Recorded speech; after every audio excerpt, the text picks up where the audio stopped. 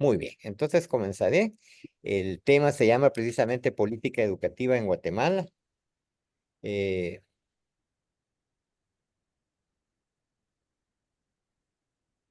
quiero, quiero decir dos cosas importantes para empezar, para que nos ubiquemos. La investigación que realicé, que es la que voy a exponerles a ustedes, lo que trata fundamentalmente es de entender el papel que el Estado guatemalteco ha tenido en el sistema educativo nacional desde la colonia hasta el año 2012. Es decir, ¿qué ha hecho el Estado en el tema de la educación del país? Segundo, este estudio lo realicé bajo la hipótesis de que la educación es un proceso social que produce, reproduce y legitima un orden social establecido. Y el tercer elemento que he planteado en mi hipótesis es que la política educativa la tenemos que entender en la medida que entendamos la construcción del Estado Nacional Guatemalteco. Y el cuarto elemento de mi hipótesis es que esa construcción del Estado no puede entenderse sino a partir de la estructura social guatemalteca. Una estructura social que desde la colonia hasta el año 2012 ha tenido a un grupo económico, político y social dominante, que en este caso de la investigación yo le llamo la oligarquía guatemalteca. Es decir, mi charla no está basada en un estudio per se de lo que es la educación, sino que trato de entender el proceso educativo como un proceso social que es parte de otros procesos sociales, como el proceso económico, como el proceso político, como en sí el mismo proceso social de cómo están estructuradas las clases y los grupos sociales en Guatemala. Ese es el marco en el que trato de plantear mi investigación. Para ello, quiero empezar diciéndoles qué entiendo yo a grandes rasgos sobre lo que es la educación. Entiendo en primer lugar la educación como un proceso social que incide en la formación humana y en la construcción histórica de una sociedad. Esta es una idea que viene de Kant, aquel gran filósofo alemán, donde él indica que solo por la educación el ser humano se convierte en hombre, en un ser humano. Lo que está planteando es la idea de que la educación es un proceso de valores, de principios que conforman el ser humano. Segundo, entiendo por la educación un proceso social. Y al decir un proceso social que produce, reproduce y legitima un orden social. Porque cuando la educación es un conjunto de valores, de principios, de conocimientos, no se les olvide también que la educación es ideología. Es decir, la ideología es un discurso que trata de legitimar, intereses sociales. Y vamos a ver en ciertas etapas de la historia de Guatemala cómo la educación guatemalteca sirvió para afianzar, para consolidar un sistema económico, un sistema político, un sistema social.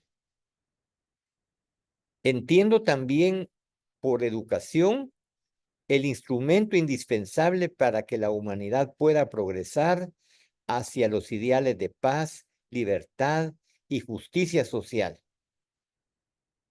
Y por último, una idea que está en algo que ustedes conocen como especialistas en el tema de educación, en el Informe Mundial de Educación de la Comisión de la UNESCO para la Educación del siglo XXI, que son los 4 pilares de la educación. Aprender a conocer, aprender a hacer, aprender a ser y aprender a convivir juntos. A partir de ese concepto, trato de entender lo que es la política educativa.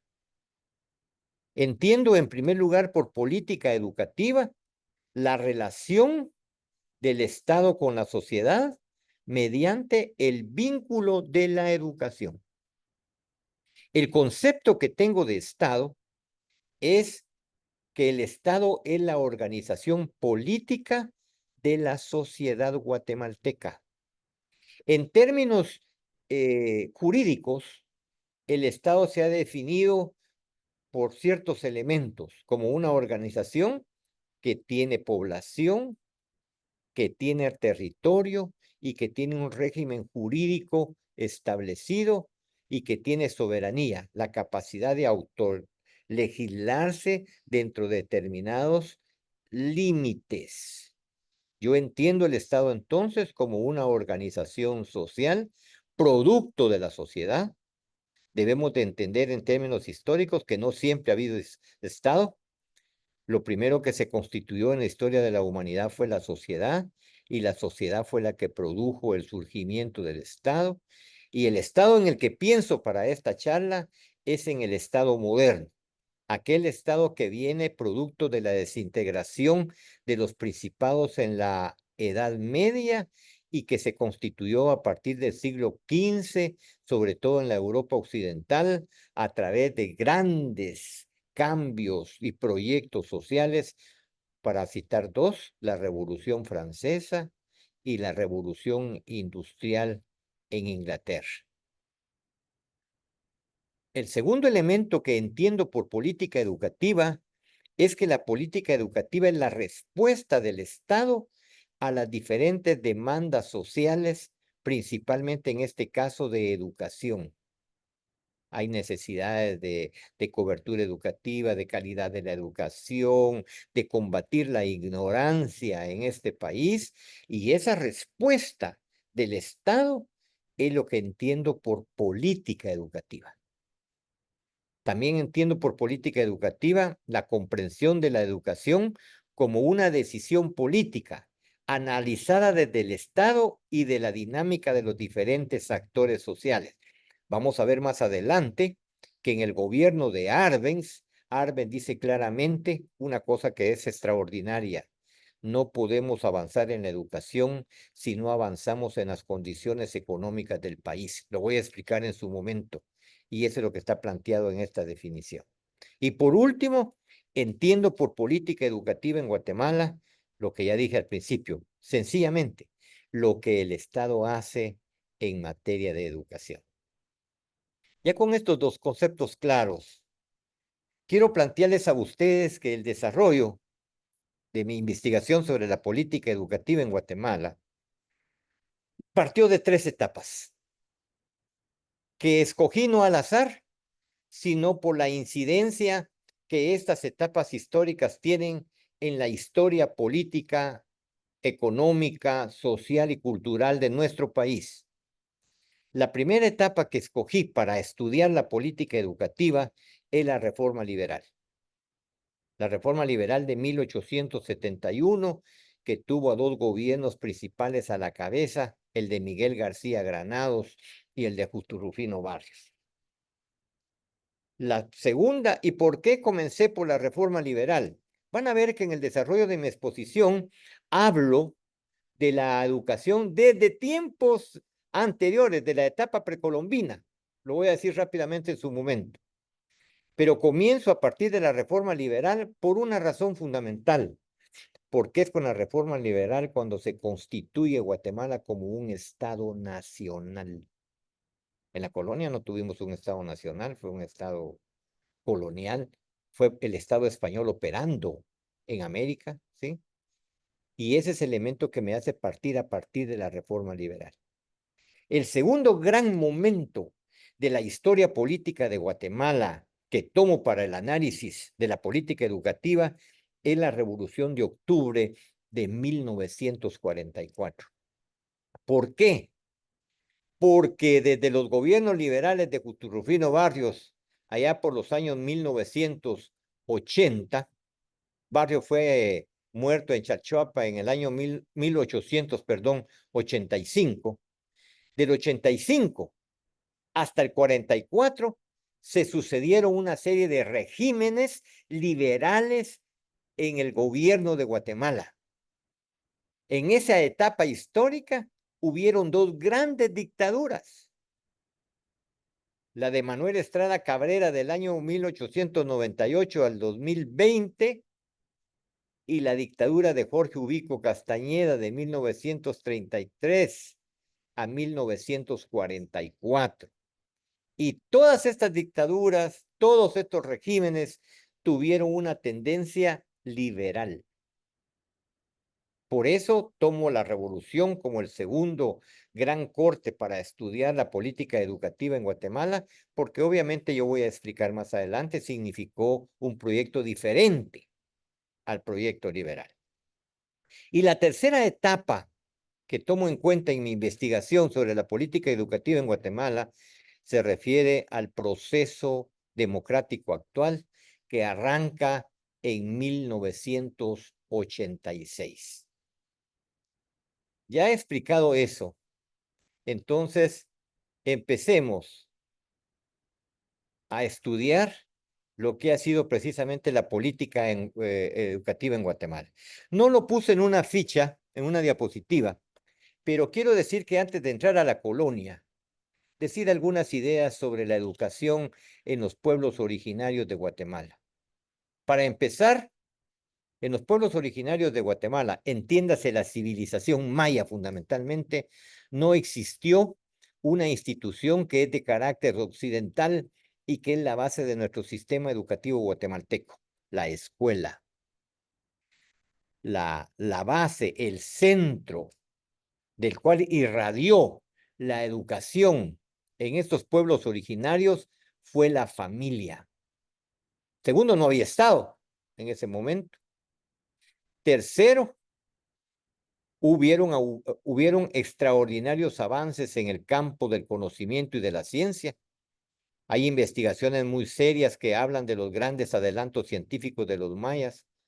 Tuvieron un calendario tan igual de exacto o casi exacto como el calendario gregoriano que actualmente nos rige a nosotros. Hicieron extraordinarios avances en el tema de la arquitectura, de cuyos testimonios ahorita tenemos a Tikal y otros grandes centros ceremoniales del pueblo maya.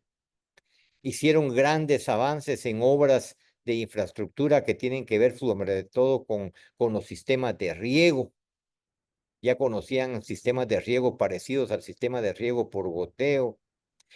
Hay estudios que hablan sobre las amalgamas de los mayas que tuvieron una larga duración, etcétera. Ya conocían la velocidad, medir la velocidad por nudos. Es decir, estamos en presencia de una civilización que tuvo un avance significativo en materia de educación, pero era un sistema no formal.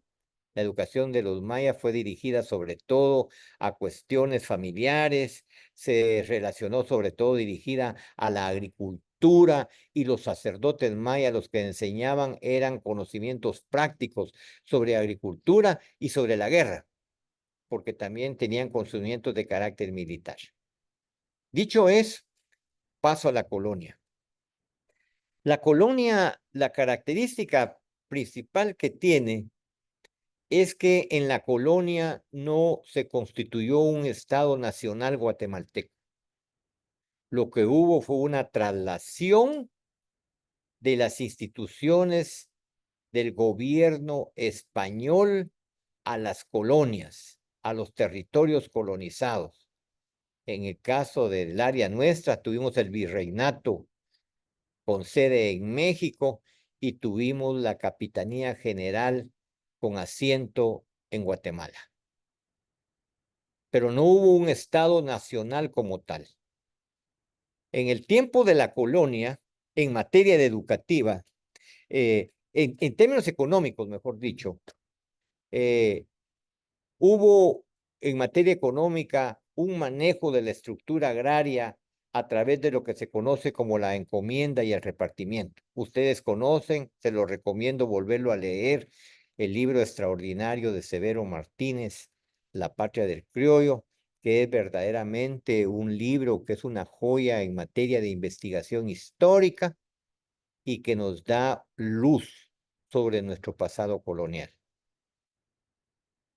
Con el medio de la encomienda y el repartimiento, el Estado colonial español repartió la tierra y repartió también a los pueblos originarios que se necesitaban estas extensiones de tierra de una fuerza de trabajo esclava en ese momento, porque se manejaron en base a la servidumbre para hacer funcionar la economía colonial. Lo más importante en materia educativa en el tema de la colonia no recae en el Estado colonial español operando en Guatemala. Recae en el papel de una institución como lo es la Iglesia Católica. La Iglesia Católica fue a la que de alguna manera se le encomendó por parte del Estado español la obra educativa en nuestro país. Uno, con fines eminentemente educativos, es decir, de poder llevar el alfabeto, de enseñar a leer y escribir. Dos, obviamente para irradiar la fe católica, porque esta educación era una educación confesional. Y tres, porque también a través de la educación y de la fe católica se logró avanzar en la pacificación de algunas partes del territorio nacional que fueron difíciles de someter por la fuerza. Me refiero a las Verapaces.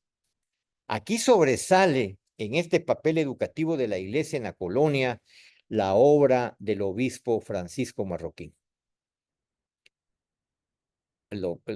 Francisco Marroquín vino acompañando a Pedro de Alvarado a estas tierras y fue la cabeza de una orden religiosa que se dedicó al tema educativo en nuestras provincias en ese momento. Y él es el fundador de las escuelas de primeras letras, que fueron las primeras escuelas que conocimos en la colonia para enseñar a leer y escribir, sobre todo a los indígenas y también a los mestizos, y también fueron escuelas en las cuales estudiaron algunos peninsulares. Otro personaje importante es el arzobispo Cayetano Francos y Monroy, que apoyó mucho la obra de Marroquín y que también fue de las órdenes religiosas que impulsaron las escuelas de primeras letras en tiempo colonial. Vemos que en ese momento el sistema educativo operó fundamentalmente en los colegios que se fundaron. Hay una serie de colegios, el de San Francisco, aquí señalo yo el de Santo Tomás por una razón, porque el de Santo Tomás es el antecedente más inmediato de donde surge nuestra Universidad de San Carlos de Guatemala, allá por el año 1676. Y el último dato que quiero señalar en el tiempo de la educación en la colonia es que es el tema de las Cortes de Cádiz. En 1812, Guatemala eligió a un diputado, don Antonio de Larrave, para ir precisamente a las Cortes de Cádiz, y él llevó varias propuestas educativas para que se convirtieran en ley en Cádiz, en España, y que a partir de eso pudieran establecerse y irradiarse para aplicarse en estos territorios colonizados. Y la más importante se conoce como un libro de texto que llevó precisamente Larrazábal y es el que se conoce como los apuntamientos, que era el primer planteamiento, óigase bien, formal de lo que podría conocerse como una política educativa que no pudo ponerse en práctica en tiempo de la colonia porque se fracasó en las Cortes de Cádiz. Como una conclusión de la educación en el tiempo de la colonia, señalo el meritorio papel de la Iglesia Católica en la constitución de un sistema educativo que sentó las bases del sistema educativo de la independencia. La importancia que tiene la participación de la Iglesia Católica en la construcción del sistema educativo en Guatemala es que es el primer esfuerzo que se hace en estas tierras por construir un sistema educativo formal con las características obviamente que le dio la Iglesia Católica Guatemalteca, pero lo importante que rescato yo para finalidades de mi investigación es que sin esa contribución a la educación ofrecida por la Iglesia Católica, difícilmente hubiéramos avanzado más rápidamente en la construcción de un sistema educativo ya en la época de la independencia y sobre todo en el gobierno que trascendió más en esa época histórica que fue el gobierno precisamente de Mariano Gálvez. Dicho eso, pasemos a la independencia.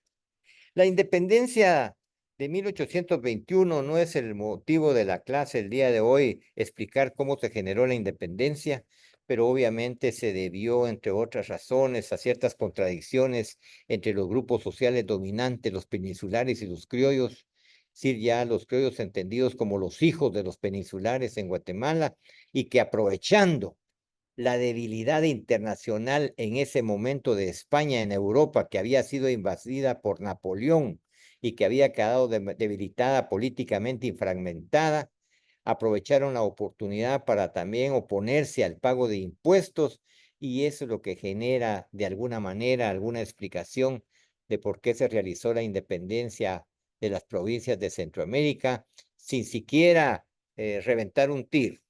Lo único que hubieron fueron cohetes, según la historia de doña Dolores Bedoya, pero fue un proceso incruento que se debió precisamente a la resolución de algunos conflictos entre los grupos sociales dominantes y con eso llegamos el 15 de septiembre de 1821 a dejar atrás la colonia y a instaurar una nueva etapa de la historia de Guatemala que es la independencia. Desde el punto de vista educativo, en la independencia, por ser muy corto su espacio, la independencia realmente, recuérdense que del 21 al 23 fueron 2 años, porque en el 23 Guatemala se anexa al imperio mexicano de Iturbide. Entonces no se pudo avanzar casi en nada, diría yo, en materia educativa. Lo que podemos señalar nada más como una característica es la continuación del sistema educativo que venía de la colonia. Es decir, no se pudo intervenir en la época de la independencia. Además, no era una materia que el nuevo Estado quería implementar porque tenía otro tipo de preocupaciones como el acomodo de los grupos sociales, como el acomodo que estaban planteando los grupos en la independencia en materia económica, como viendo qué pasaba con el proceso de desintegración de lo que fue todo el reino de Guatemala al desintegrarse en las diferentes provincias de Centroamérica. Es decir, no quedó tiempo para el tema. Lo que hubieron entonces en esta etapa, repito, es un traslado de ciertas funciones económicas y políticas y sociales de los peninsulares a los criollos y en materia educativa fue muy escaso pues el planteamiento. La oportunidad fallida de poner en práctica las ideas educativas propuestas, aquí señalo el hecho de Antonio de Larrazábal en las Cortes de Cádiz, referentes a la educación de los pueblos de los territorios coloniales mediante la educación dirigida básicamente a los indígenas y su asimilación por la educación colonial dominante. Esta fue una oportunidad que se perdió porque ya nosotros independientes se hubiera podido en ese momento implementar un planteamiento en ese momento muy avanzado de Antonio de Larrazábal en el libro que le señalé anterior que se llama Apuntes y que planteaban ya la estructuración formal de un sistema educativo en Guatemala. La independencia termina en el 23, nos desanexamos de México en el 24 y en 1824 se instaura mejor, perdón, en Centroamérica, lo que se conoce como la República Federal de Centroamérica.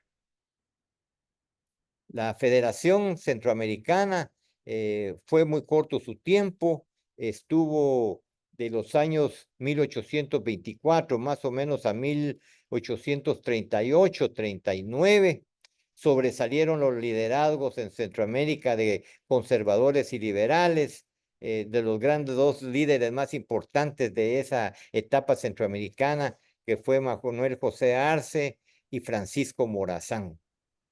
En Guatemala, en esa época de la República Federal de Centroamérica, se instaló el gobierno del doctor Mariano Gálvez. El doctor Mariano Gálvez estuvo en el poder de 1831 a 1838. El gobierno de Gálvez, un gobierno de inspiración liberal, un gobierno que en ese momento se situaba en un contexto liberal en América Latina. No olvidemos que en ese momento los liberales en México eran muy fuertes y apoyaban a los guatemaltecos, encabezados por Benito Juárez. El gobierno de Gálvez es un gobierno muy importante en materia educativa. Lo primero que quiero remarcar de este gobierno es que para Gálvez la educación se convierte en una política de Estado. Esto es muy importante. Vamos a ver en una serie de planteamientos donde Gálvez va tratando de institucionalizar, mejor dicho, todo un sistema educativo. El primer elemento, no olvidemos que Gálvez era liberal y que es el antecedente más importante de lo que después se conoce como la reforma liberal. Gálvez lo primero que hace es plantear un sistema educativo donde se separe la Iglesia Católica del Estado, es decir, le da un carácter laico a la educación. Durante 300 años, ya lo señalé anteriormente, la Iglesia Católica construyó un sistema educativo, obviamente de carácter confesional, obviamente orientado por la ideología y las doctrinas de la Iglesia Católica, obviamente orientado por la filosofía escolástica que era la que manejaba la Iglesia Católica en ese tiempo. Entonces, la gran tarea de Gálvez es tratar de secularizar, es decir, quitarle el carácter eclesiástico que tenía el sistema educativo guatemalteco como herencia colonial y separar el sistema educativo de la iglesia y convertir cierta autonomía de la política educativa desde el Estado. Y aquí quiero señalar otro elemento importante. Se funda por primera vez una institución que podríamos decir es el antecedente más remoto de lo que es el Ministerio de Educación en Guatemala. Se funda la Academia de Estudios. Es, digamos, como el Ministerio de Educación del gobierno de Gálvez. La Academia de Estudios es la que va a tener a su cargo, es una institución estatal encargada del sistema educativo nacional y es el que se va a encargar fundamentalmente de construir un currículum, de cargarse de la formación de maestros, es decir, de administrar, de organizar y de dirigir el sistema educativo del gobierno de Gálvez. Menciono por ahí en una parte de la diapositiva los códigos de Livingston, porque esto fue un avance que tuvo el gobierno de Gálvez en materia de sistematizar leyes, sobre todo de carácter civil, y que fueron uno de los elementos que le causó muchos problemas con grupos conservadores, al extremo que esos y otros elementos más explican la caída del gobierno de Gálvez. Bien, en el gobierno siempre del doctor Mariano Gálvez se promulgó la primera ley para regular el sistema educativo guatemalteco. Esa ley es el decreto 1 del 31 de marzo de 1832, que se conoce como las bases del arreglo general de la instrucción pública. En estas bases legales, es decir, si se dan cuenta, ya tenemos una institución que señalé anteriormente, la Academia de Estudios, Y en segundo lugar, tenemos ya una ley que regula ya el sistema educativo, lo cual no había existido antes. Y son las bases. Las bases entonces es el antecedente más remoto de la regulación del sistema educativo guatemalteco. En estas bases se establece que el fin de la instrucción pública es el perfeccionamiento del hombre natural y social. Se establece la libertad de enseñanza. También se regula que la educación tiene que ser gratuita y uniforme. Ya hablé que el primer gran esfuerzo de Gálvez fue secularizar la educación, es decir, volverla a una educación no religiosa. Se crean los niveles educativos de primaria, secundaria y profesional o universitaria. Se hace una centralización del sistema educativo en lo que ya señalé anteriormente, la academia de estudios, y se hace una política asimilacionista de los indígenas al impulsar una educación en español, negando la cultura indígena. En conclusión, la gran influencia de la política educativa de Mariano Gálvez en la educación de la reforma liberal. Él tuvo una gran influencia. De hecho, la reforma liberal, vamos a ver en estos momentos, lo que hace es como reacomodar, reactualizar la política educativa de Gálvez para convertirla en la política del proyecto de la reforma liberal. Se trasladó en su mayor parte esa política educativa a la reforma liberal. Gálvez es el primer reformador de la educación guatemalteca. Obviamente, en la historia de la educación de Guatemala, Gálvez tiene un espacio muy importante, por lo que ya indiqué, por establecer la primera institución del Estado, la academia, por establecer la regulación del sistema educativo guatemalteco, por darle una estructura a través de los diferentes niveles educativos y sobre todo por darle una filosofía al ya replantear el sistema educativo con una orientación liberal. Pasamos entonces, no tomo en cuenta para mi análisis el tema de los 30 años de la dictadura de Rafael Carrera, porque ya expliqué al principio cuáles son las etapas que me sirvieron en la investigación, pero sí quiero decir muy rápidamente, en los 30 años de carrera, a la caída de Gálvez, hubo un gran retroceso en materia educativa. La educación regresó a manos de la iglesia, se dejó sin efecto todas las conquistas, las leyes del gobierno liberal de Gálvez y regresamos realmente a un sistema educativo como estaba en tiempos de la colonia. Dicho eso, me interesa entonces analizar en la primera etapa que planteé en la investigación la política educativa estudiada a través de lo que es la reforma liberal de 1871. Como ustedes saben, la reforma liberal derroca a la dictadura de Carrera y a ciertos dirigentes que se habían quedado con el poder. Es producto de una lucha entre dos sectores de la oligarquía, los conservadores y los liberales, los conservadores que apoyaban la Carrera y los liberales que formaron un ejército apoyado desde México y que encabezó Barrios y que encabezó García Granados y que en un pueblito muy bonito de Occidente, precisamente en Paxicía, es donde logran derrocar a las fuerzas del régimen de turno. Se establece un documento que se conoce como el Acta de Paxicía, que es el acta donde se establecen los lineamientos más importantes de lo que va a ser la reforma liberal. La reforma liberal es un proceso social que abarca de 1871 fundamentalmente a 1885.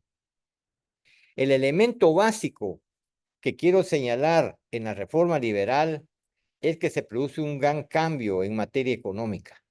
Veníamos de un problema de los 30 años de la dictadura de Carrera, donde entró en crisis la grana como un colorante químico. No se les olvide que lo que nosotros exportamos fundamentalmente En esa época era la grana que es un colorante, pero aparecen colorantes químicos y eso echa por los suelos en el mercado internacional eh, la compra de la grana. Los grupos exportadores del país se ven en la necesidad de tratar de impulsar nuevos cultivos para el mercado internacional y ahí es donde surge el café, que sigue siendo el día de hoy uno de los productos básicos de exportación de la economía guatemalteca. Lo segundo que quiero señalar es que se construye un nuevo sistema de tenencia de la tierra en Guatemala con el latifundio minifundio. Y para nadie es un secreto la primera decisión importante que tuvo la reforma liberal de desapoderar de sus bienes a la Iglesia Católica, que era gran terrateniente en ese momento, y también a las comunidades indígenas. Y lo que hizo de esta manera fue precisamente estructurar un nuevo sistema económico social basado en la tendencia de la tierra con el sistema de latifundio minifundio. La gran propiedad territorial del latifundio y la pequeña propiedad territorial del minifundio apoyada en la cual supervivían sobre todo los grupos indígenas y que servían de reservorios, de reservas de fuerza de trabajo servil para trabajar en las grandes fincas cafetaleras. Ese elemento no lo perdamos de vista. ¿Por qué? Porque esa estructura agraria de latifundio minifundio, con algunos cambios, todavía persiste hasta el día de hoy en Guatemala. Y fue precisamente esa estructura la que se trató de combatir, de tratar de modificar, de replantear en uno de los grandes proyectos del gobierno de Arbenz. Tratar de que la tierra pudiera tenerse distribuida a la gente que la trabaja. Ese es un elemento que quiero que no perdamos de vista. Y el segundo elemento que quiero que no perdamos de vista, que es muy importante con la reforma liberal, es que con la reforma liberal se constituye como actor económico, político y social dominante en la historia de Guatemala, lo que se conoce como la oligarquía. No se les olvide que en el gobierno de Carrera dominó la oligarquía conservadora y en el triunfo de la reforma liberal dominó la oligarquía liberal. Sin embargo, al iniciar la reforma liberal, la oligarquía conservadora depone sus planteamientos y se une a la oligarquía liberal para gobernar como lo han hecho hasta el día de hoy. Y por eso señalo que ahí, con cambios, con matices, porque eso se ha ido modificando con el tiempo, han ido formando un grupo monopólico en el país, pero básicamente es en ese tiempo, con la reforma liberal, donde se construye, se constituye este grupo social que va a determinar la conducción del Estado y que va a determinar, obviamente, la política educativa del país, que es lo que me interesa señalar en esta investigación. Hay cierta orientación en la reforma liberal por el desarrollo industrial.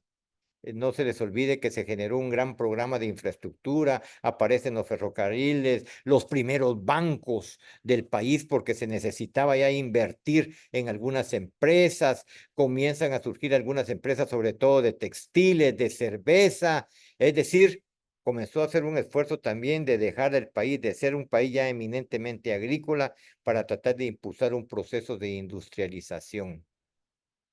En materia educativa, es muy importante que con la reforma liberal se institucionaliza un sistema educativo público.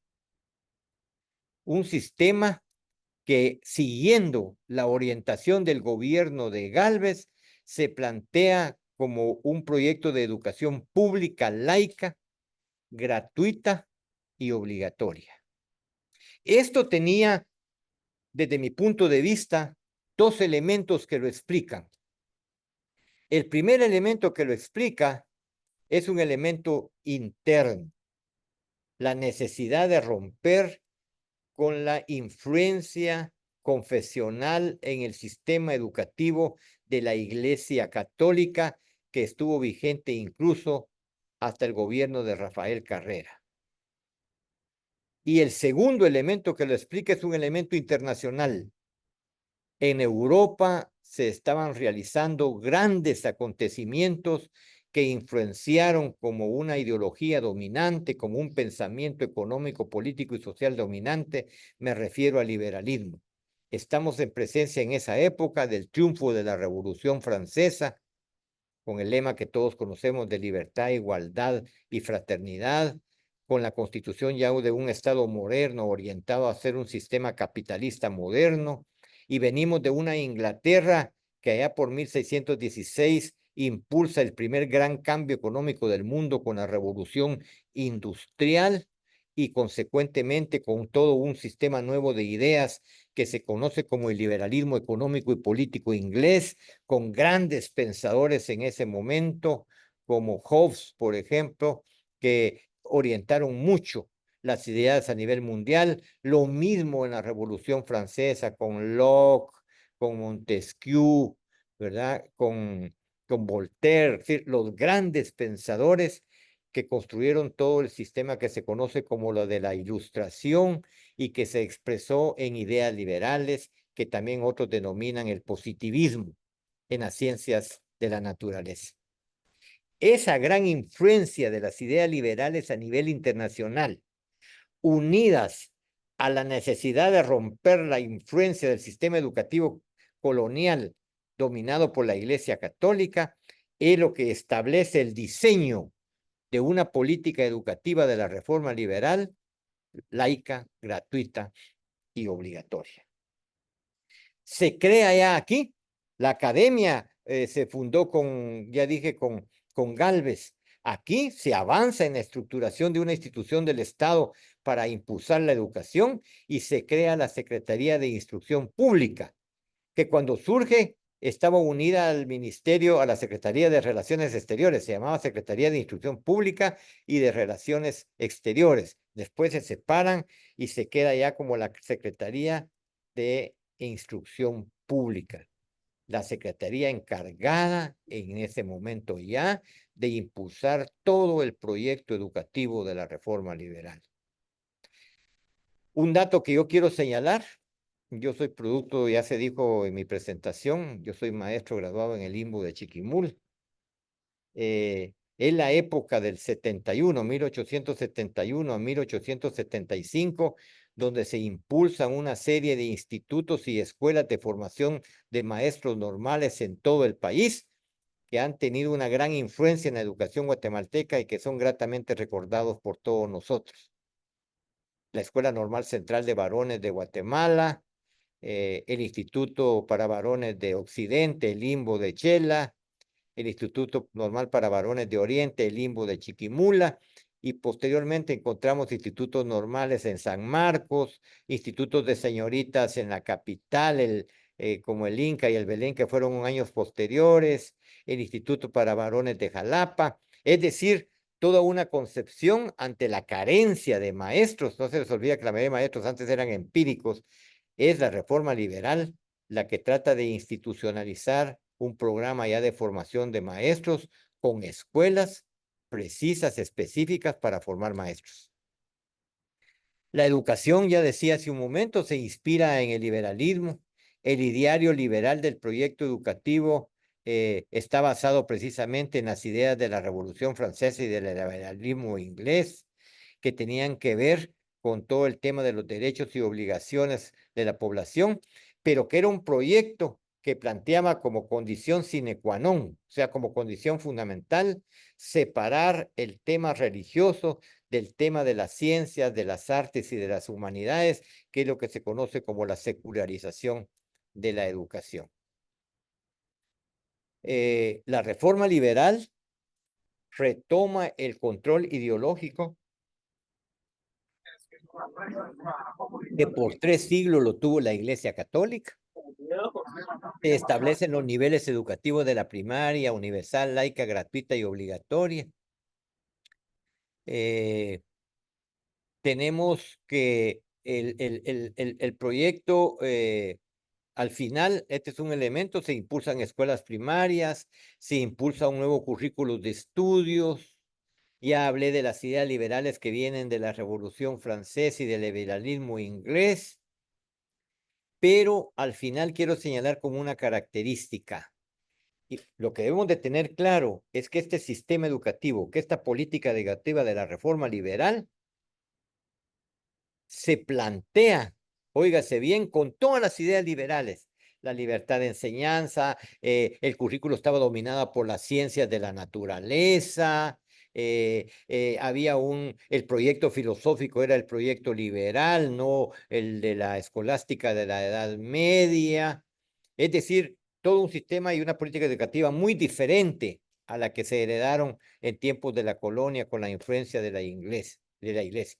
Pero lo que quiero señalar, importante acá, es que este proyecto educativo de la reforma liberal, cuando se lanza desde esa visión liberal positivista, se lanza con la idea de apoyar que la población guatemalteca, sobre todo la población olvidada, la población indígena, la población más marginada, pudiera ser asimilada. Por eso se llama una política asimilacionista, por un sistema educativo occidental que sirviera a la reforma liberal. La reforma liberal necesitaba afianzar el credo liberal, necesitaba legitimar todo este despojo y de la nueva construcción de un sistema agrario en el país que ya señalé.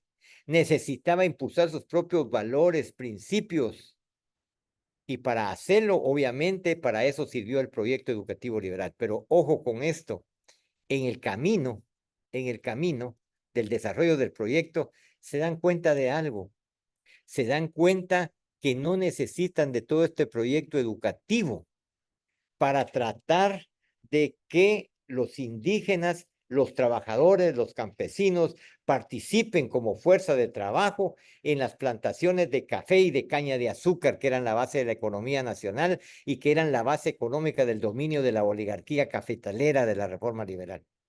Y al darse cuenta de eso, descuidan, comienzan precisamente a replantear el proyecto, porque lo que pensaron hacer por medio de la educación, de incorporarlos como fuerza de trabajo capacitada, lo cambian a través de una ley de mandamientos, así se llamaba, por medio de la cual obligan a los campesinos, obligan a la población indígena a participar como una fuerza de trabajo servil en las grandes fincas de café y de caña de azúcar.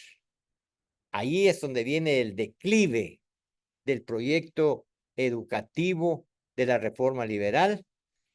Primero intentaron incorporarlos a los indígenas al sistema educativo, después terminan segregándolos, creando escuelas apartes, muy apartes realmente del sistema dominante. Esto me lleva a concluir en el fracaso del proyecto educativo asimilacionista de la reforma liberal, por falta de recursos económicos de la población indígena para acceder a las escuelas, por falta de recursos de las municipalidades para pagar maestros, pero fundamentalmente porque ya no se requería educar a la población trabajadora para utilizarla como fuerza de trabajo, porque eso se hacía mediante el uso del trabajo forzado. La reforma liberal tuvo dos gobiernos importantes, el de Miguel García Granados. En este gobierno se derogó la ley Pavón. La ley Pavón es de un intelectual muy influyente en el gobierno de Rafael Carrera, que fue el que dejó sin efecto todas las reformas venidas del gobierno de Mariano Gálvez. Y entonces lo primero que hace la reforma liberal es dejar sin efecto estas decisiones que fueron impulsadas por el gobierno de Carrera. Dos, convierten los conventos en escuelas en la reforma liberal. Tres, ya dije, se crean todos los institutos y escuelas de formación de maestros que ya mencioné por sus nombres. Cuatro, en el gobierno de Miguel García Granados se funda la Secretaría de Instrucción Unida a la de Relaciones Exteriores para encargarse del proceso educativo. Y quinto, señalar que hubo una continuación en este gobierno de la política educativa de Mariano Gálvez.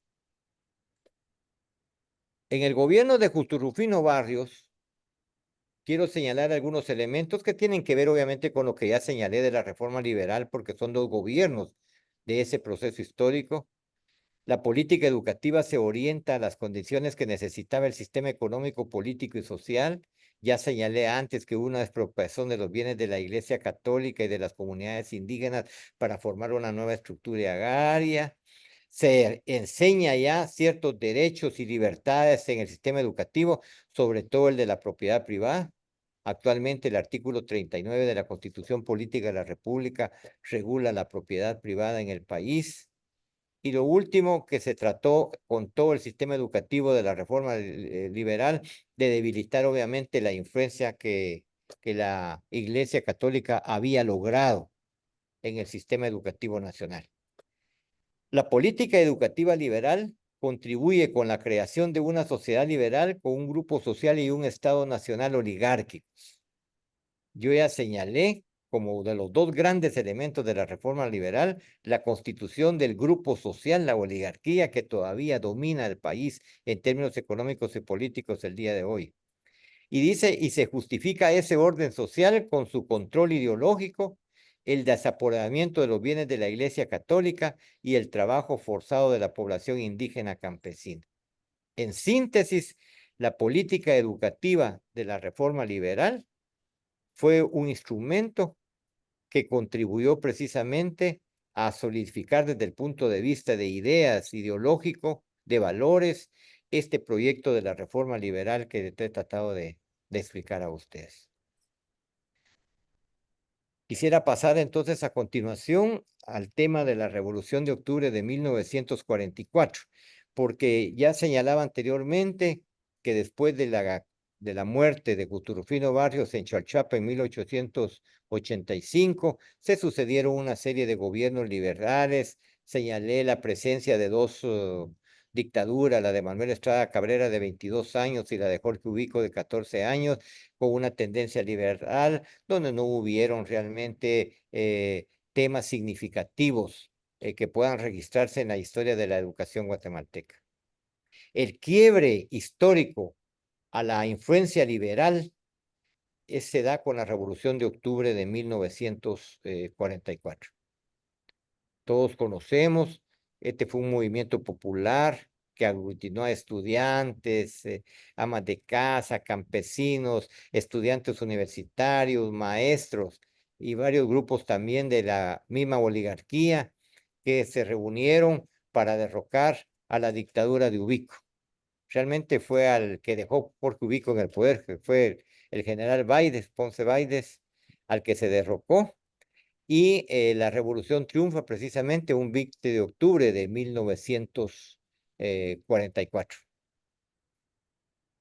Lo que quiero señalar para empezar, que aquí estamos en un proyecto histórico, en un proyecto social diferente, que trata de romper con toda esa influencia liberal de tantos años en el país en materia educativa, que es lo que me interesa para la charla del día de hoy. La Revolución de Octubre, al triunfar, instala en el poder a una junta revolucionaria de gobierno, que estuvo, ustedes saben muy bien, constituida por Jorge Toriello, por Francisco Javier Arana y por Jacobo Arbenz Guzmán. Esta junta revolucionaria de gobierno tenía como misión fundamental convocar a elecciones, las cuales se realizaron en el 1945, donde salió electo como presidente constitucional de la República de Guatemala el doctor Juan José Arévalo Bermejo. Solo quiero señalar un dato importante, porque la Junta Revolucionaria tuvo un periodo muy chiquito en términos históricos, ya que su misión era nada más convocar a elecciones, pero en materia educativa quiero señalar que es la Junta Revolucionaria de Gobierno la que le concede la autonomía a la Universidad de San Carlos de Guatemala. Ese es un hecho importante, histórico, en la historia de la educación guatemalteca. Al pasar a analizar el primer gobierno de la revolución, el del doctor Arévalo, yo quisiera señalar para empezar, de que el gobierno de Arévalo está considerado como uno de los mejores gobiernos que ha tenido el país. Pero eso tiene una explicación histórica, porque llegamos a ese momento en la historia de Guatemala, 1945, con un país muy atrasado desde el punto de vista económico, político y social. Es decir, en ese contexto, sin quitarle mérito, obviamente, a las políticas del gobierno de Arévalo, que las tienen, pero quiero señalarlo porque entonces suenan como a grandes avances, que sí lo fueron, en materia económica, en materia política y en materia social, y sobre todo en materia educativa, lo que hizo el gobierno de Arévalo. Ese proyecto económico, político y social de Arévalo tuvo como dentro de sus conquistas más visibles la introducción de la seguridad social en Guatemala. Ustedes saben muy bien que se crea el Instituto Guatemalteco de Seguridad Social, el IX. Nunca antes Guatemala había gozado de un sistema de seguridad social. Me parece que fue un avance significativo en esa época, como lo sigue siendo, con todas sus críticas, el día de hoy. No se habían regulado las relaciones obrero-patronales, veníamos de una ley de jornaleros y de una ley de la vagancia de Ubico que obligaba al trabajo forzado, gratuito, en las grandes fincas de café, y en el gobierno de Arévalo obviamente se va a regular esas relaciones ya desde una visión occidental y surge el Código de Trabajo, que con algunos cambios es el que está vigente todavía el día de hoy. Se concede por primera vez el voto a las mujeres para que participen en elecciones y a los analfabetas que no tenían derecho a votar. Arévalo construye toda una teoría. Él no se los olvide que él era un pedagogo, un filósofo graduado en Argentina, en Tucumán, Argentina, que en ese momento que él estudia era de lo más avanzado en América Latina. No se nos olvide que en el año 45 termina la Segunda Guerra Mundial y surge un fenómeno internacional, económico y político y militar muy importante que se conoció como la Guerra Fría, que va del 45 a 1989 con la caída del muro de Berlín, y lo que hay en ese momento es un gran enfrentamiento este-oeste y un enfrentamiento también entre las dos grandes concepciones que dominaban desde el punto de vista político e ideológico el mundo. Me estoy refiriendo al liberalismo como la gran concepción filosófica del capitalismo, y me estoy refiriendo al marxismo como la gran concepción político-económica, ideológica de los países que en ese momento impulsaban la concepción socialista, encabezados en lo que antes fue la desaparecida Unión de Repúblicas Socialistas Soviéticas, que se conoció como la URSS y que actualmente es Rusia. En ese intríngulis de estas dos grandes concepciones, Arévalo estructura toda una concepción de su gobierno que se conoció como el socialismo espiritual, una concepción que quedaba a la mitad de los dos, no era ni marxista ni liberal, pero realmente fue una concepción confusa que al final no ayudó a concretarse en políticas de Estado en el gobierno de Arévalo. Y otro elemento que quiero señalar es que en el gobierno de Arévalo por primera vez se constituye un sistema financiero de banca central. Fue tan muy importante, compañeros y compañeras, que la ley de bancos, la ley del Banco de Guatemala y la ley monetaria que Arévalo personalmente llevó al Congreso en 1945 para su emisión como ley de la República, estuvieron vigentes hasta el año 2002. Es decir, cuerpos legales que tuvieron una gran influencia en materia financiera en el país y que son producto del gobierno de Arévalo. Y también hay que rescatar, es cuando surge precisamente el agente financiero del Estado, hoy muy coartado en sus funciones, que es el Banco de Guatemala.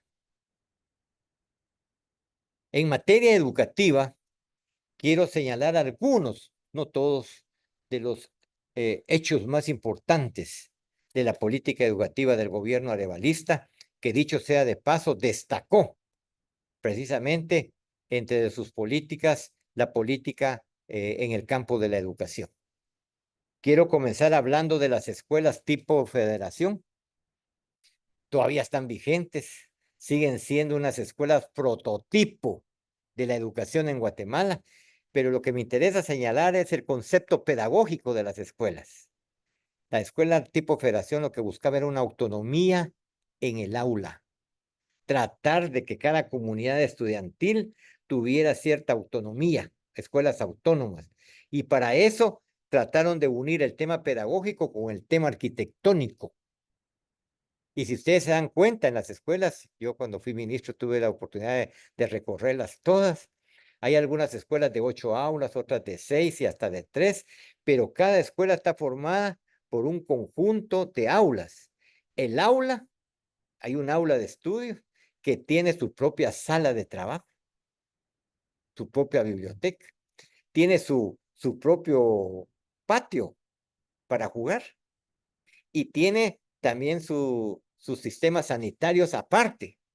No es uno para todos los niños. Esos son diferentes grupos y comunidades de niños conviviendo en ese edificio.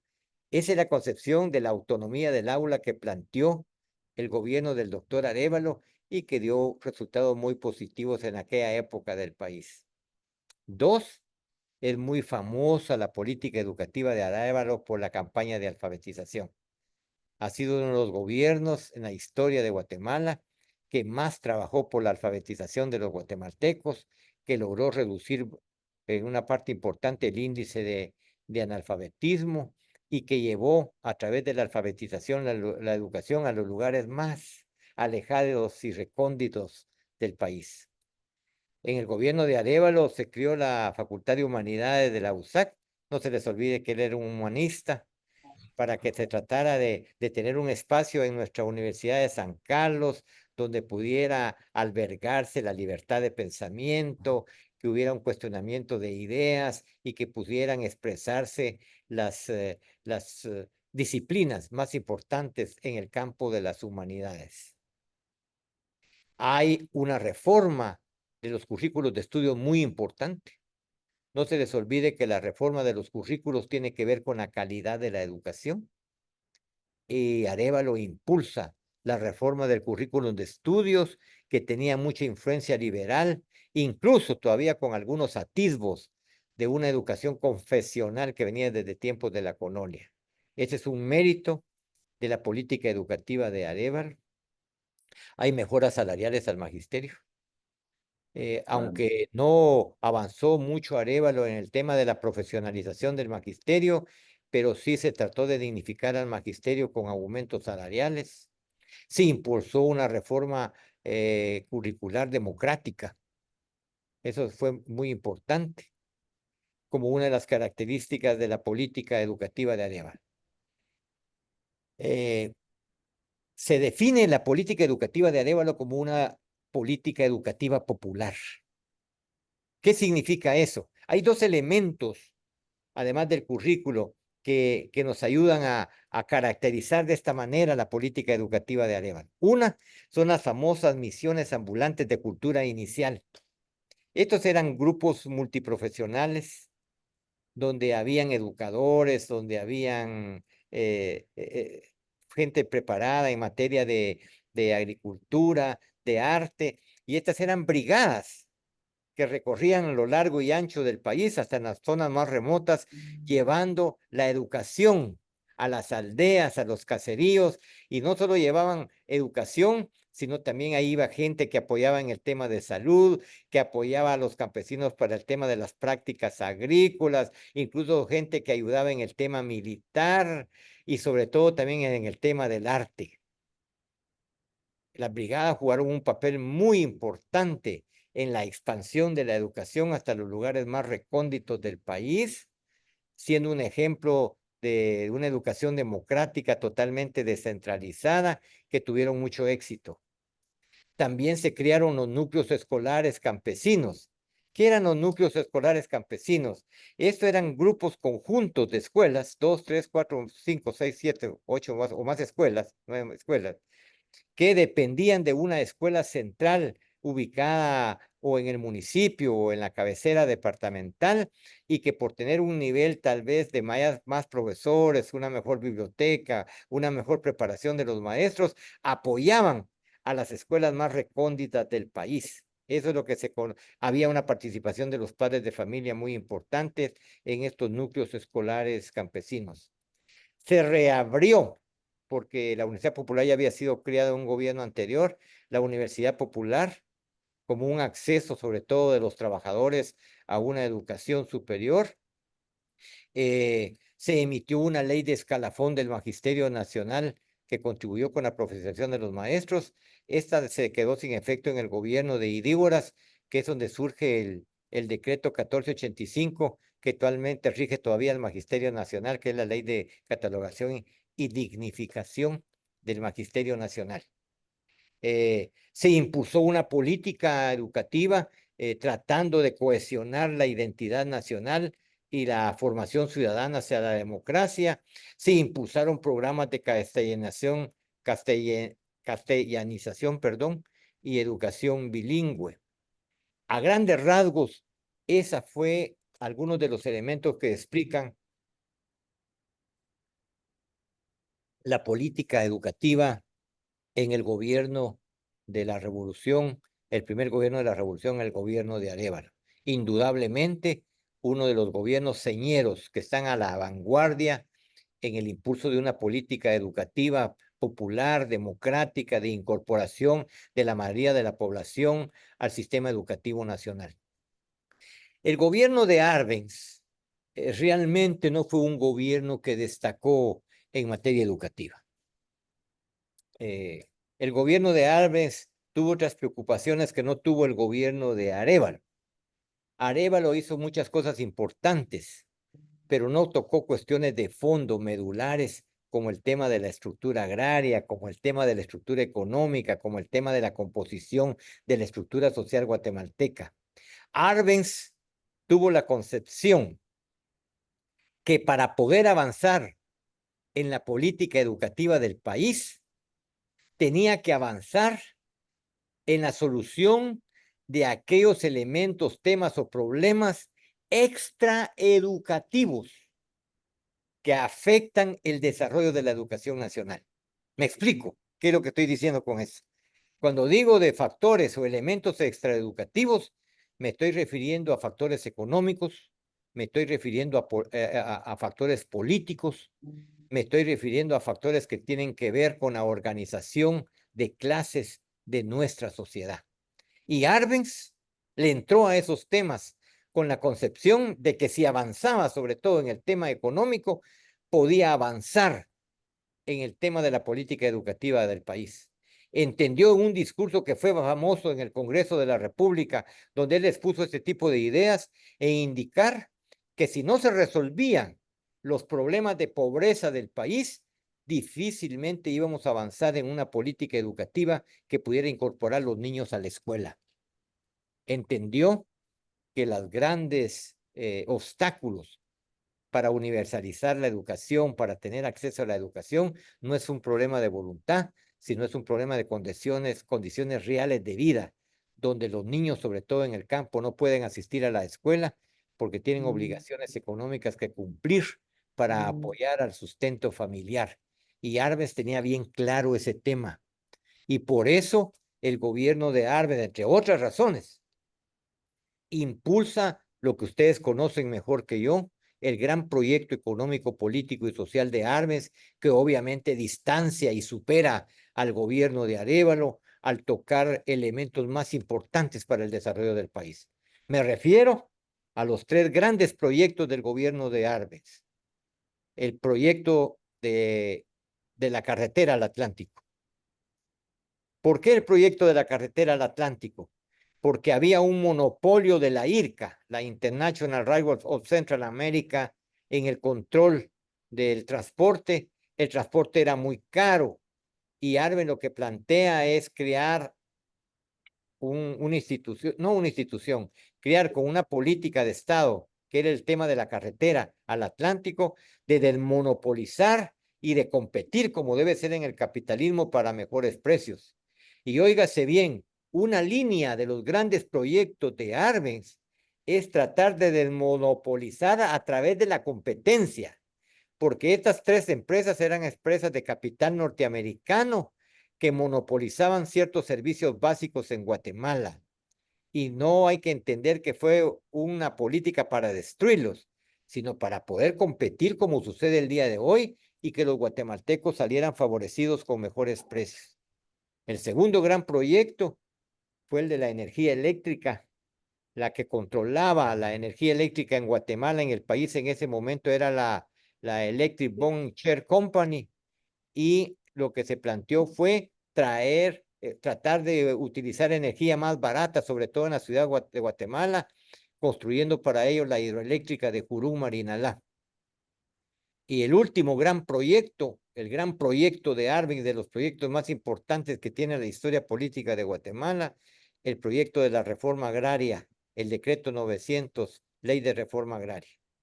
Por medio de este decreto, hay que tener claro, se expropiaba de sus tierras ociosas al terrateniente más grande de Guatemala en ese momento, que era la United Fruit Company, la UFCO, de capital norteamericano, de una gran relación política en los Estados Unidos. No se les olvide que uno de los dueños de la UFCO era hermano del secretario de Estado de los Estados Unidos, los hermanos Foster Dulles.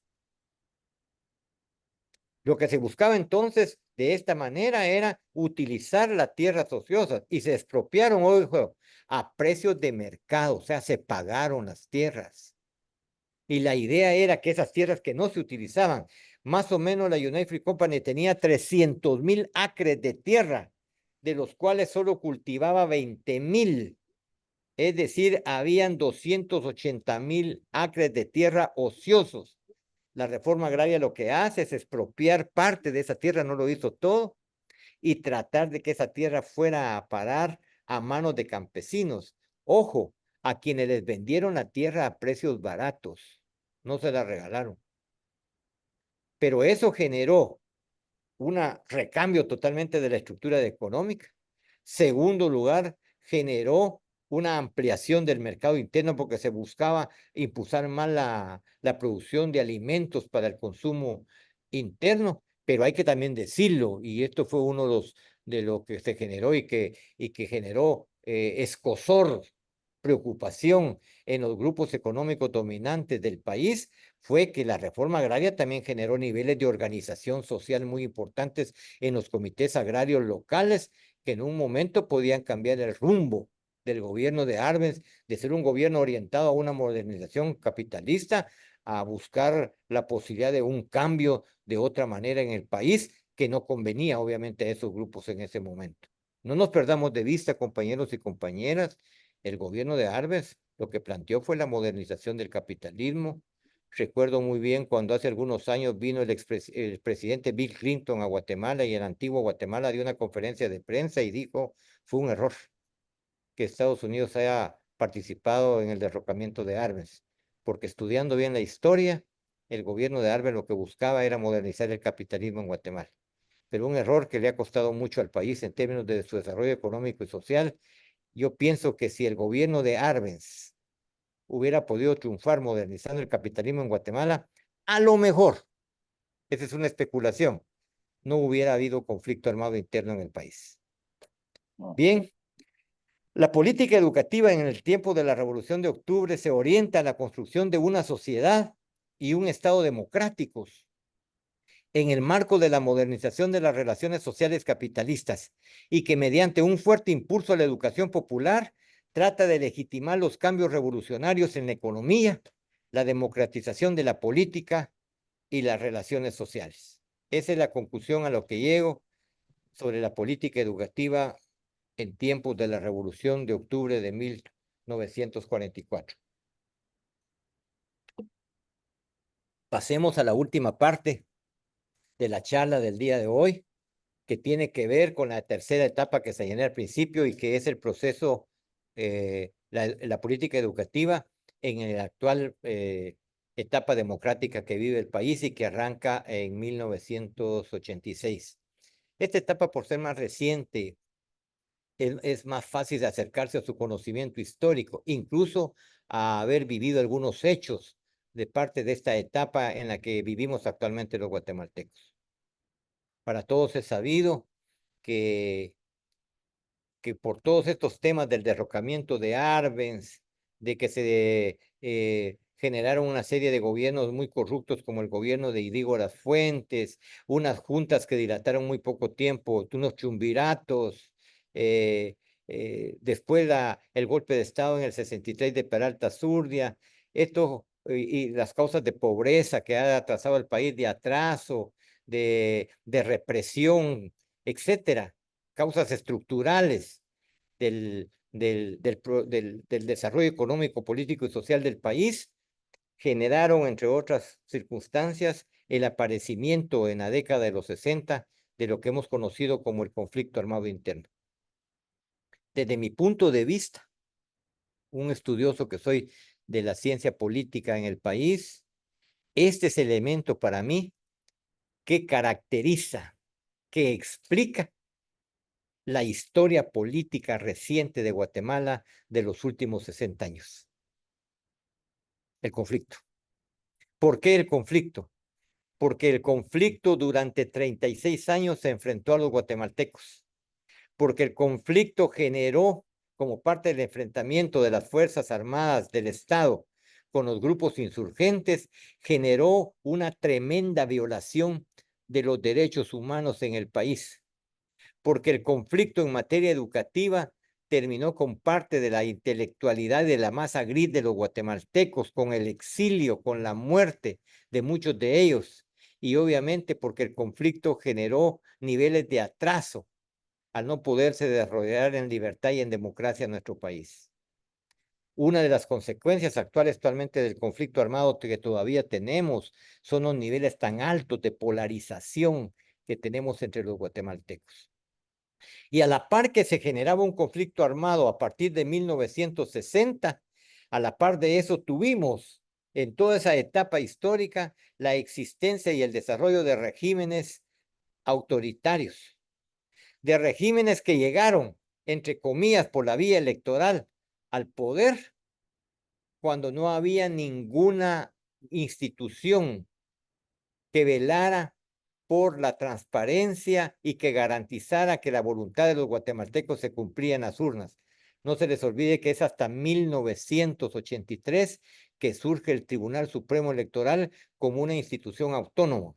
Antes, lo que había era un registro de ciudadanos que era una dependencia administrativa del Ministerio de Gobernación y era donde se contaban los votos y ellos eran los que decían quién ganaba y quién perdía. No había ningún nivel de transparencia en ese momento y por eso digo que fue muy cuestionado la llegada de estos gobiernos vía elecciones y también no se puede negar que fueron gobiernos autoritarios, que uno de los elementos que explica ese autoritarismo, obviamente, porque existía también un conflicto armado que endureció el papel de las fuerzas de seguridad del Estado.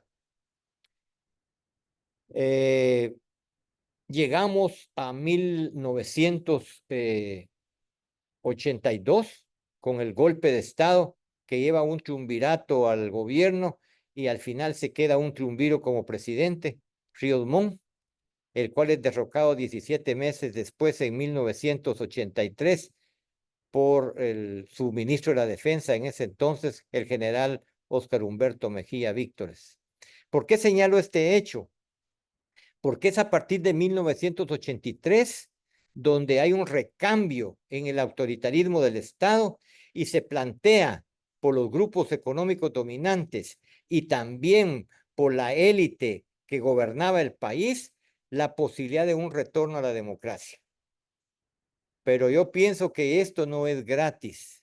Esta es una conquista del pueblo de Guatemala y que se debió, desde mi punto de vista, a un factor fundamental. No hay ninguna duda, eso está documentado en informaciones nacionales e internacionales, que en el año 83 estamos en presencia de un auge militar y político del movimiento revolucionario guatemalteco. Y entonces eso generó a nivel de la institución armada ciertos conflictos internos de cómo realmente enfocar y cómo de alguna mente ser exitosos en la lucha contra la insurgencia. Y ahí es donde surge que una de las posibilidades, además de la respuesta militar, era una respuesta política. Y la respuesta política constituida por establecer una institucionalidad democrática que permitiera a los grupos insurgentes incorporarse a la vida legal del país y que sirviera obviamente para ponerle fin al conflicto armado interno en Guatemala. De esa cuenta, a partir de 1983, se establece por un decreto ley de Mejía Víctores el Tribunal Supremo Electoral como una institución autónoma del Estado encargada de las elecciones. Se convoca a elecciones de 1980, también ese año para convocar a la constitución de la Asamblea Nacional Constituyente, que se encarga de elaborar 3 leyes importantes: la actual Constitución Política de la República, la ley de electoral y de partidos políticos y la ley de amparo, exhibición personal y constitucionalidad. 3 leyes que tienen un rango constitucional y que van a servir como la estructura, el andamiaje jurídico de lo que va a ser el posterior proceso democrático de Guatemala. Se convoca a elecciones y en 1985, pues tenemos los resultados donde salió electo el candidato de la democracia cristiana, Vinicio Cerezo, para tomar posesión el 14 de enero de 1986. De esa manera y con esos datos es que retomamos nosotros de alguna manera dejar el autoritarismo y enrumbar nuevamente el país por un sendero democrático que se perdió con la caída de Arbenz en 1954. Obviamente, en este sentido, juegan un papel muy importante, por eso lo señalo en la diapositiva, los acuerdos de paz, que ustedes saben que los acuerdos de paz se comenzaron a construir desde el gobierno de Vinicio Cerezo y se firmaron al final el 29 de diciembre de 1996 en el gobierno de Álvaro Arzú. Es importante señalar que fueron los procesos de paz de Esquipulas 1 y 2 fundamentalmente que abrieron la puerta a encontrarle una salida negociada mediante el diálogo al conflicto armado en Guatemala. Y eso es muy importante porque ahí se van a suceder una serie de acuerdos en el gobierno de Ramiro de León Carpio, en el gobierno de Jorge Serrano Elías, que fue anterior, y obviamente en el gobierno de Álvaro Arzú, hasta llegar a la firma de los acuerdos de paz. En los acuerdos de paz quiero señalar 2: el acuerdo de identidad de los pueblos indígenas y el acuerdo de socioeconómico y situación agraria, que son los 2 acuerdos que hablan precisamente sobre el tema de construir una política educativa democrática, descentralizada, a partir de 1986. Bien. La política del 86 al 2012, debido a lo que ya dije del tema del conflicto armado, de la necesidad de enrumbar el país por el camino de la democracia, en los acuerdos se estableció toda una visión nueva de lo que debería ser la educación del país, y eso es lo que se conoce como el proceso de la reforma educativa. En la reforma educativa lo que se plantea es un nuevo paradigma para la educación guatemalteca. Este paradigma lo que busca es olvidarnos de aquellas políticas asimilacionistas del pasado que ya señalé, donde trataban de asimilar a los indígenas a una educación occidental, y establecer entonces un sistema educativo, una política educativa que responda a las necesidades, a las aspiraciones de los 4 pueblos que habitamos Guatemala: los pueblos maya, ¿sí?, los chincas, los garífonas y los ladinos. Entonces se plantea un paradigma de una educación plurilingüe, multicultural y multiétnico que responda precisamente a la cohabitación en democracia de estos 4 grandes pueblos.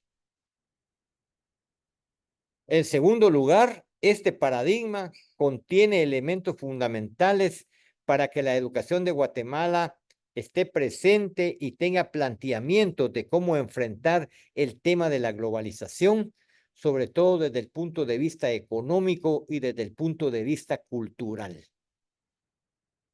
Por eso, en ese paradigma se plantea como un elemento central la educación para la democracia, es decir, un proceso educativo que pueda ideológicamente cohesionar a la sociedad guatemalteca en una forma de gobierno como es la democracia, que significa cohabitar en paz, con valores de respeto al libre juego de las ideas, la tolerancia, el respeto al Estado de Derecho y todos los demás valores que significa la democracia como un sistema de gobierno. En el tema puramente de la política educativa en este periodo, decía, primero señalé el tema del nuevo paradigma educativo. Como parte de este nuevo paradigma educativo, se contrajo el compromiso de impulsar reformas profundas al currículo de estudios. En el año 2000, Guatemala, en tantos años de vida independiente, no tenía un currículo de estudios para la educación preprimaria del país. Los chiquitos, los niñitos de preprimaria, estudiaban con algunas políticas aisladas, espontáneas, pero no había una estructura curricular como tal. Se construye a partir del año 2000 el currículo de la primaria y hoy, en el avance de este proceso democrático, pues ya hay un nuevo currículo de educación nacional base, tanto para preprimaria, primaria, educación básica y la educación diversificada. Se ha planteado un avance como este nuevo paradigma en la formación universitaria de los maestros. Yo quiero señalar dos programas, el programa de desarrollo profesional, el PDP, que es el programa que por primera vez incorporó a 80,000 maestros en servicio de la educación preprimaria y primaria del país a una educación universitaria con el apoyo precisamente de la Universidad de San Carlos de Guatemala, la Universidad Rafael Landívar, la Universidad Mariano Galvez y la Universidad Panamericana y la asesoría del Instituto Tecnológico de Monterrey, México. Un programa que estuvo en vigencia por más de como un año y medio y que lamentablemente por razones ajenas al programa, derivadas de una huelga magisterial y de cambio de gobierno, ya no se continuó. Y el otro que es el PADEP, el Programa Académico de Desarrollo Profesional Decente, que permite que cohortes pequeñas de profesores asistan a la Escuela de Profesores de Enseñanza Media de la Universidad de San Carlos de Guatemala y puedan ahí especializarse en determinadas áreas de la educación. Explicaba que parte de este proceso de reforma educativa se refiere a la educación bilingüe intercultural, las campañas de alfabetización, el tema curricular, la transformación docente, han tenido como base hacerlo a través de lo que se conoce como una educación bilingüe intercultural. En el 2013, precisamente se creó el Viceministerio de Educación Bilingüe Intercultural. El tema de la ampliación de la cobertura educativa, ustedes saben que hay varias, pero dentro de las políticas educativas que podemos señalar en esta etapa histórica de Guatemala, una tiene que ver con la cobertura educativa y otra tiene que ver con la calidad de la educación. Y en el tema de la ampliación de cobertura educativa, sí ha sido muy exitosa en primaria. Incluso se llegó a niveles de llegar al 98%, casi de universalizar la educación primaria en el país. Con el tema de la pandemia eso bajó notablemente, pero falta mucho que hacer y de trabajar en materia de cobertura educativa en la educación de nivel medio, sobre todo en la diversificada, la cobertura es muy baja. Hubo una experiencia de descentralización del sistema educativo apoyada por unos y no apoyada por otros, que fue PRONADE, el Programa Nacional Educativo, PRONADE, un programa descentralizado que desapareció en el gobierno de la UNE. porque creó un sistema magisterial paralelo. Tenía sus virtudes y sus defectos.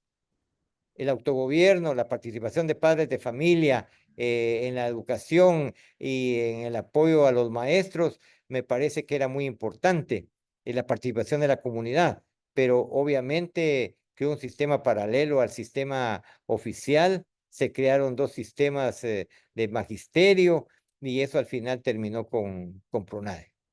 En el tema de la calidad de la educación, obviamente se ha hecho un buen esfuerzo en materia curricular, que es donde se establece, y yo creo que se ha tenido bien claro que en ese tema de la calidad de la educación y el nuevo paradigma educativo hay tres elementos que son fundamentales. Yo digo, son las tres patas que tiene la política educativa en Guatemala en la actualidad. Una es la educación para el trabajo, sobre todo por la globalización. Hoy tenemos que tener un alto contenido de aplicar la educación a la práctica mediante la educación para el trabajo y de esa manera poder contribuir para que nuestra gente pueda afrontar con mejores posibilidades lo que es el tema de la globalización. La educación para el trabajo es fundamental. Dos, es la educación para la democracia.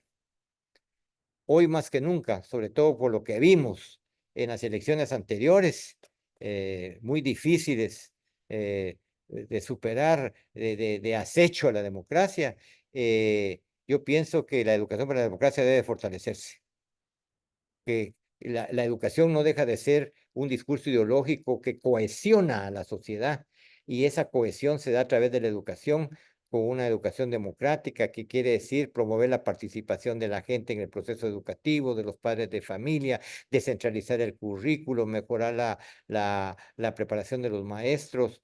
Todo eso tiene que ver con la calidad de una educación para la democracia.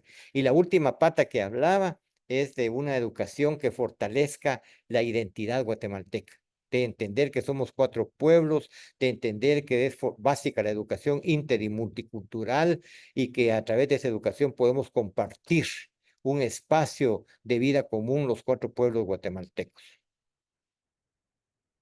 Por último, señalo el tema de del 1485, se ha tratado de mejorar, sobre todo con el decreto 95-2000 del Congreso de la República, que se plantearon unas reformas a la ley de escalafón y dignificación del magisterio. Antes se ascendía a los 5 años, ahora a los 4. Antes la tabla para ascender era del 20%, ahora es del 25%, que han sido ventajas pues que ha conquistado con su trabajo el magisterio guatemalteco. En conclusión de este tema de la política educativa en el periodo democrático, en el actual periodo democrático es dominada por la política educativa, por la reforma educativa, con avances en la cobertura educativa, el nuevo paradigma educativo que responde a la inter y la multiculturalidad, la educación para la democracia y el trabajo conforme al currículo nacional base. Se ha visto limitada esta política por las políticas neoliberales. Hay pocos avances en la calidad de la educación. La política educativa ha influenciado escasamente la construcción de la democracia y ha contribuido con la producción, reproducción y legitimación del orden social imperante. Con esto, compañeros y compañeras, termino mi exposición. He cumplido con lo que dije al principio, de tratar de hablar de cómo entiendo la política educativa y de explicarla sobre todo a través de tres etapas históricas muy importantes del país: la reforma liberal, la revolución del 44 y el periodo democrático actual. Les agradezco mucho su atención y estoy a su disposición para cualquier duda, para cualquier pregunta que ustedes quieran hacer, para cualquier comentario, porque entiendo que también siempre tengo la posibilidad cuando me reúno con estudiantes de aprender de ustedes. Muchísimas gracias. Que Dios me los bendiga. Muchas gracias.